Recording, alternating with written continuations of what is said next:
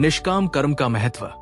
भगवान ने कहा कि अगर कोई व्यक्ति अपने कर्मों को सिर्फ अपने स्वार्थ के लिए करता है तो वो बंधन में फंस जाता है, लेकिन अगर वह अपने कर्मों को दूसरों की भलाई के लिए करता है और बिना किसी फल की इच्छा के करता है तो वो मुक्ति की दिशा में बढ़ता है।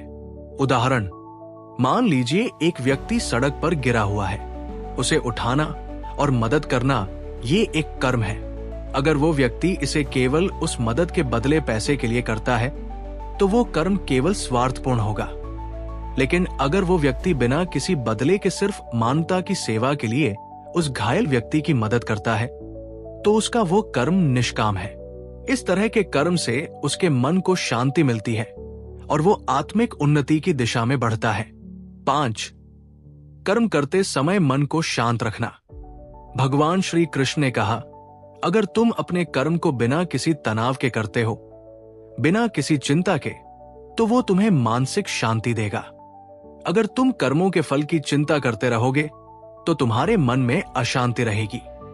उदाहरण, एक क्रिकेट खिलाड़ी जब मैदान में खेलता है तो उसका ध्यान केवल खेल पर होता है, ना कि इसके परिणाम पर। अगर वो हर गेंद को अच्छे से खेलता है तो परिणाम चाहे जैसा हो वो संतुष्ट रहेगा, लेकिन अगर वो हर शॉट के बाद सोचेगा कि अब उसका स्कोर कितने रन बढ़ा तो वो अपना खेल नहीं खेल पाएगा। कर्म में ऐसे ही ध्यान और मन की शांति जरूरी है। 6. दूसरों को प्रेरित करना। भगवान श्री कृष्ण ने यह भी बताया कि जब कोई व्यक्ति अच्छे कर्म करता है तो उसका प्रभाव दूसरों पर भी पड़ता है। अगर हम दूसरों को अच्छा उदाहरण दिखाएंगे तो वे भी वही काम करेंगे। उदाहरण, मान लीजिए एक व्यक्ति बिना किसी स्वार्थ के सड़क पर सफाई कर रहा है।